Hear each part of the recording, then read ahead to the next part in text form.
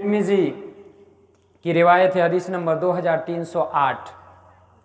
काना उस्मान इदा वक़फ़ अला कब्र, उस्मान गनी रज़ी अल्लाह तआला अन्हु जब कब्र के पास खड़े होते थे, बका रोने लगते थे, इतने रोते थे हत्ता यबुल्ला लिहयतहु। उस्मान गनी रज़ी अल्लाह तआला अन्हु जब कब्र के पास खड़े होते, रोते रोते अपनी दाढ़ी को भिगो देते, दाढ़ी रोते रोते भीग जाया करती थी। उस्मान गनी रज़ी अल्लाह तआला अन्हु से कहा जाता है, तुज़करुल जन्नत वन नार फला तबकी व तबकी मिन हाज़ा। ऐ उस्मान गनी, आपके पास जन्नत का बयान किया जाता है, जन्नत का बयान किया जाता है, जहन्नम का बयान किया जाता है, लेकिन आप इतने नहीं रोते हैं। जहन्नम इतना खतरनाक है, भयंकर है, जहन्नम का भी बयान किया जाता है, लेकिन आप इतने नहीं रोते हैं। वह तब की मिन हाज़ा, जितना आप रोते हैं कब्र के पास खड़े होकर के, कब्र का जब तज़किरा किया जाता है, कब्र का जब बयान किया जाता है, आप रोते रोते अपने दाढ़ी को भिगो देते हैं। क्या माजरा है, क्या बात है कि आप कब्र के पास आकर के इतना रोते हैं। मेरे भाई और दोस्तों, माँ और बहनों, जरा गौर कीजिए उस्मान गनी रज़ी अल्लाह तआला अन्हु का क्या जवाब होता है। उस्मान गनी रज़ी अल्लाह तआला अन्हु जवाब देते हैं, ऐ लोगों सुनो, रसूलुल्लाह सल्लल्लाहु अलैहि वसल्लम का ये फरमान है, ऐ लोगों, इन्नल कब्र अव्वल मंजिल मिन मनाजिलिल आखिरा। ये कब्र जो है ये आखिरत की मंजिलों में से सबसे पहली मंजिल है।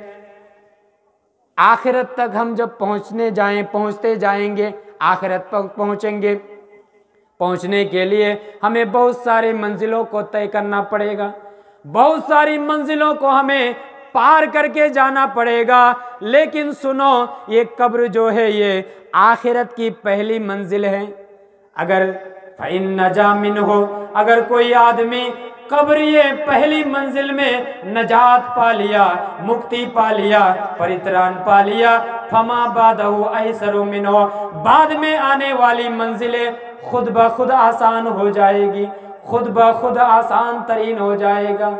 लेकिन अगर कोई इस मंजिल को पार करते हुए इसी में अगर वो गिरफ्तार हो गया, कब्र के मंजिल को अगर वो पार ना कर पाया, फमा बादहु अशद्दु मिन्हु, बाद में आने वाली मंजिलें और कठिन हो जाएगा और मुश्किलें हो जाएंगी, मुश्किल तरीन मंजिल बन जाएगी। इसलिए मेरे भाई और दोस्तों, कब्र ये आखिरत की पहली मंजिल है और कब्र से खतरनाक कोई जगह नहीं है। इसलिए कब्र के अंदर अगर हम पार नजात पा लिए, बाद में आने वाली मंजिलें आसान। अगर कब्र के अंदर हम गिरफ्तार हो गए तो फिर बाद में आने वाली मंजिलें भी हमारे लिए सख्त तरीन हो जाएगा, हमारे लिए कष्टदायक हो जाएगा बाद में आने वाले मंजिलें भी। इसलिए पहले हमें कोशिश करनी चाहिए अच्छे अमाल के ज़रिए कब्र को बेहतरीन बनाए, कब्र को आरामदायक बनाए। और ये आरामदायक कैसे बनेगा? अच्छे अमाल करके। आरामदायक कैसे बनेगा? नमाज कायम करके। आरामदायक कैसे बनेगा? रोज़ा रख करके। आरामदायक कैसे बनेगा? सदका खैरात करके। आरामदायक कैसे बनेगा? लोगों के साथ अच्छा व्यवहार करके। इबादत भी और अखलाक को भी, दोनों को अच्छा करना पड़ेगा, तब ये कब्र आरामदायक बनेगा। बहुत सारे लोग ये करते हैं क्या, इस्लाम सिर्फ मस्जिद के अंदर, मस्जिद के अंदर नमाज पर नमाज, नमाज पर नमाज पढ़ते हैं। मस्जिद से जो ही निकले लड़ाई झगड़ा फितना फसाद ये सब शुरू हो गया। ऐसा अगर हमारा भी अखलाक है तो फिर ये नमाजें, ये रोज़ा, ये ज़कात, ये सदका और खैरात हमें जन्नत में ले जाने के लिए काफ़ी नहीं है। नमाज पर नमाज हम पढ़ते जाएं, रोज़ा पर रोज़ा रखते जाएं, लेकिन अगर इबादत के साथ साथ अखलाक अच्छे नहीं हैं तो फिर ये सारी की सारी इबादतें हमें जन्नत में ले जाने के लिए काफ़ी नहीं है। एक हदीस मैं आपके सामने इस बारे में पेश करता हूँ। मुस्नद अहमद की रिवायत है, हदीस नंबर 9675। अबू हुरैरा रज़ियल्लाहु तआला अन्हु इस हदीस के रावी हैं। वो बयान करते हैं, काला रजुलन, एक आदमी ने कहा, या रसूल अल्लाह, इन्ना फला नता युज़ करो मिन कसरत सलातिहा, व सियामिहा व सदक़तिहा। ऐ अल्लाह के रसूल, फला औरत के बारे में ये बयान किया जाता है। माँ और बहनों ज़रा गौर से सुनिए, ये आप लोगों की बात है। फला एक औरत के बारे में बयान किया जाता है कि वो बहुत ज़्यादा नमाज़ें पढ़ती हैं, बहुत ज़्यादा रोज़ा रखती हैं, बहुत ज़्यादा सदका व खैरात करती हैं। बहुत ज़्यादा नमाज पढ़ती है मतलब 5 वक्त की जगह 6 वक्त की नहीं, नफल नमाज ज़्यादा, यानी फ़र्ज नमाज के अलावा नफल नमाजें ज़्यादा से ज़्यादा पढ़ती है।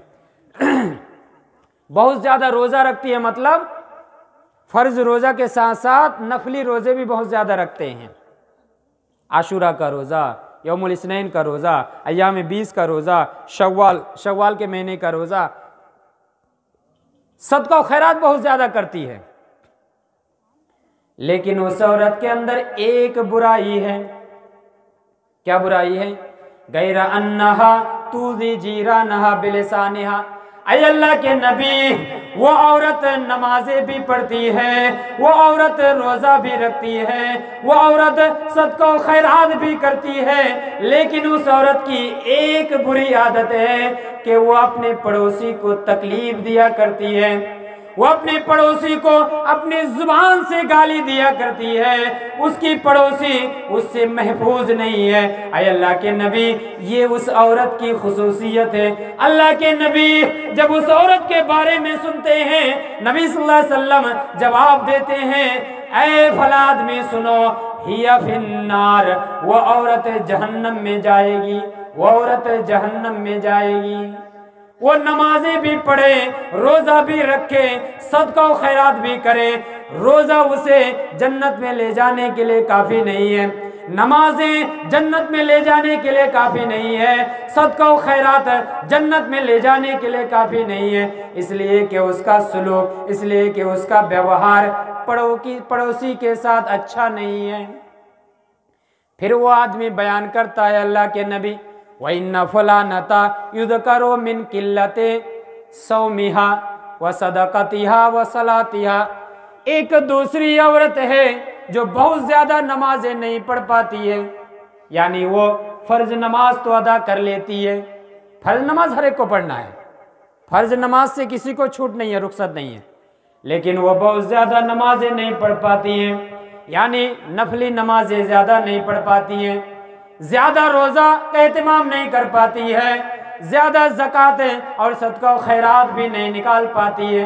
यहाँ तक कि हदीस के ये अल्फाज हैं, वइन्नहा तसद्दक़ु बिल अस्वार मिनल अक़ीद, वो छोटा सा पनीर अल्लाह के रास्ते में खर्च करती है। पनीर जानते हैं ना, पनीर जो सब्ज़ी के तौर पर इस्तेमाल किया जाता है, वो छोटा सा पनीर क्या करती है? अल्लाह के रास्ते में खर्च करती है। यानी उसके पास बहुत ज़्यादा रुपया पैसा नहीं है, बहुत ज़्यादा सामान नहीं है कि वो अल्लाह के रास्ते में खर्च करे, छोटा सा पनीर का टुकड़ा वो अल्लाह के रास्ते में खर्च करती है।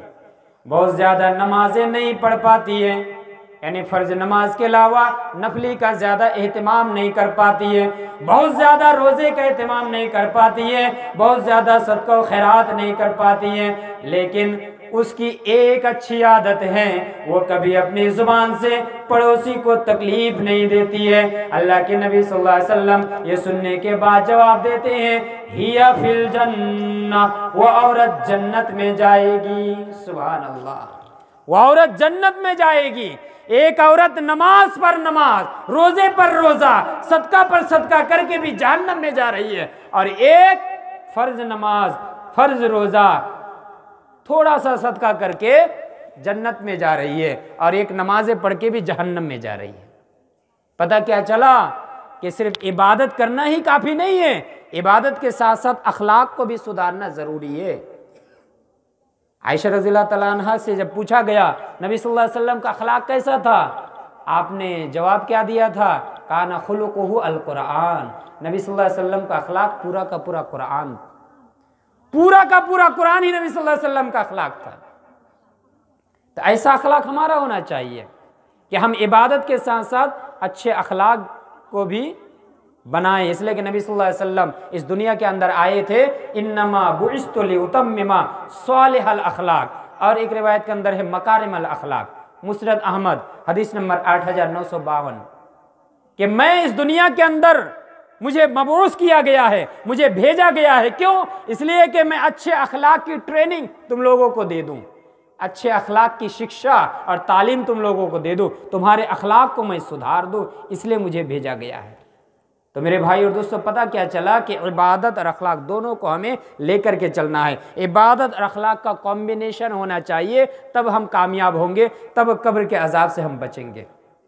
मैं आखिरी एक हदीस बयान करके ख़त्म करूंगा कि कब्र का अजाब कितना ख़तरनाक है। बातें बहुत सारी हैं, वक्त इजाज़त नहीं देता। आखिरी एक हदीस, कब्र का अजाब कितना ख़तरनाक है। नबी सल्लल्लाहु अलैहि वसल्लम बयान करते हैं, इन्नहु लयुसल्लतु अलैहिम तिसअतुन व तिसऊन तिन्नीना। ऐ लोगों, काफिरों के कब्र में 99 तिन्नीन को मुसल्लत किए जाएंगे। फिर नबी सल्लल्लाहु अलैहि वसल्लम सवाल करते हैं, ऐ साहबा इकराम, क्या तुम्हें मालूम है वो तिन्नीन क्या है? साहबा इकराम जवाब देते हैं, अल्लाह और उसके रसूल ही बेहतर जानते हैं। नबी सल्लल्लाहु अलैहि वसल्लम आगे बयान करते हैं कि तिन्नीन से मुराद है तिसअतुन व तिसऊन हय्या, 99 सांप मुसल्लत किए जाएंगे। और वो 99 सांप कितने खतरनाक होंगे, एक एक सांप कितना खतरनाक होगा। लिकुल्ल हय्यतिन सबअतु रूस, एक एक सांप का 7 सर होगा, एक एक सांप का 7 मुंह होगा, सर होगा।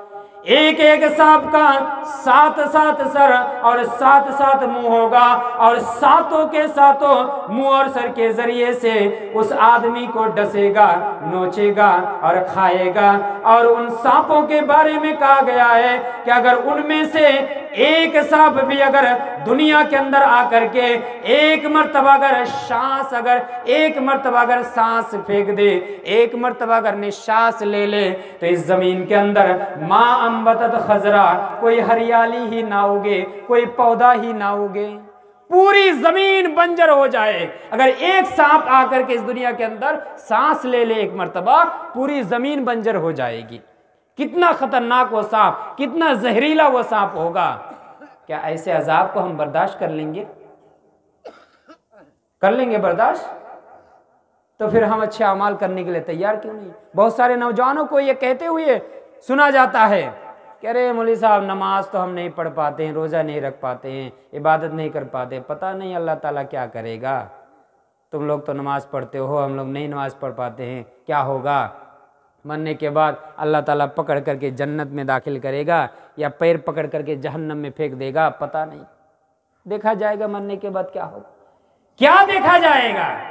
ये देखा जाएगा कि जहन्नम में आपको हमें डाला जाएगा, कब्र के अंदर डाला जाएगा, 99 सांप आकर के हमें नोचे चारों तरफ से, बर्दाश्त कर लेंगे हम? देखा जाएगा। कैसे हम ये जुबान से ये अल्फाज निकाल लेते हैं कि देखा जाएगा? कैसे हमारी हिम्मत कैसे हो जाती है कि हम कहते हैं देखा जाएगा, मरने के बाद क्या होगा? नहीं मेरे भाई और दोस्तों, ये बेहतरीन मौका मिला है, ये गोल्डन चांस है, ये जिंदगी, ये जीवन। इस जीवन के रहते हुए हम अच्छे अमाल कर लें, वरना फिर वहां जाकर के हम अल्लाह से इल्तिजा कर ले, प्रार्थना कर ले, अल्लाह हमने सब कुछ देख लिया, हमने अजाब देख लिया, नेमतें देख ली, अल्लाह एक मर्तबा दुनिया में भेज दे, अब मैं अच्छा से अच्छा अमल करूंगा, तुझे ही राजी करने की खातिर तमाम के तमाम काम करूंगा। लेकिन उस वक्त और मौका नहीं दिया जाएगा मेरे भाई और दोस्तों। इसलिए बातें बहुत सारी थी, वक्त इजाज़त नहीं देता। हमें कोशिश ये करनी चाहिए कि हम अच्छे अमाल के ज़रिए से अपने आप को इतना तैयार कर लें कि वह अमाल कब्र के अंदर जा कर के हमारा साथ दें, कब्र हमारा आरामदायक हो, कब्र के अंदर हमारी जो ज़िंदगी हो नेमतों से भरी हो, हमारे कब्र के अंदर जन्नत की आबो हवा को आने जाने दिया जाए, ऐसा एटमॉस्फेयर क्रिएट कर दिया जाए। और ये कब किया जाएगा? जब हम अच्छा अमाल करके जाएंगे। अल्लाह